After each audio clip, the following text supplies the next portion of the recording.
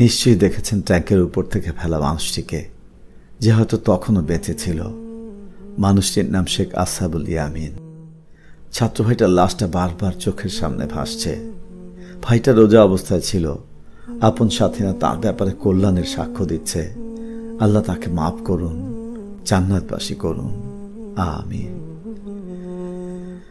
আমার বন্ধু ইয়ামিন আর নাই, আমার রুমমেট আর নাই, ওসমানী হল রুম নাম্বার 619 আর নাই, আমার রাত 3টায় আড্ডা মারার সাথী আর নাই, আমার সাথে কাচ্চি শেয়ার করার সাথী আর নাই, আমার হিউমারলেস জোকে হাসার সাথী আর নাই, আমাকে গেমের কাহিনী বলার সাথী আর নাই, আমাকে বাসা থেকে আনা খাবার দেওয়ার সাথী আর নাই, আমার ফুলগুলা ধরায় দেওয়ার সাথী আর নাই।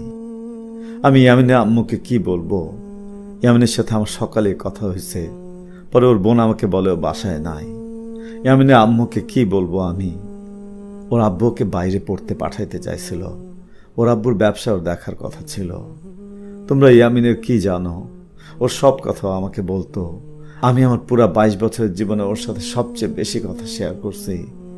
আমার সব সমস্যার প্র্যাকটিক্যাল সমাধান ছিল ওর কাছে।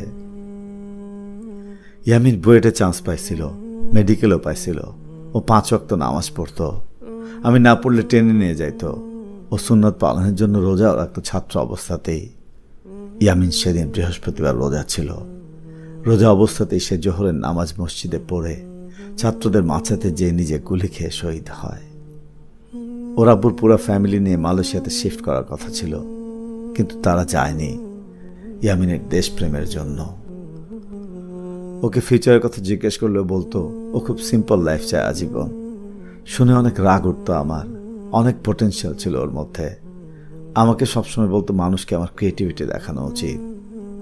আমি ওকে শেখ ইয়ামিন বলতাম, কারণ আমার জীবনে সব সমস্যার উত্তর ওর কাছে ছিল। আর দেখব না ইয়ামিনকে মৃদু নিষ্পাপ মিষ্টি হাসি মুখটা নিয়ে সবার শেষে হলের ডাইনিং এর খাবার খেতে বসতে। আর দেখব না হাস্যজ্জ্বল মায়াবী মুখটা সবার সব সমস্যার সহজ বুদ্ধিদীপ্ত সমাধান করে দিচ্ছে নিঃস্বার্থভাবে। তার কাছে গেলে কেমন শান্তি শান্তি লাগত।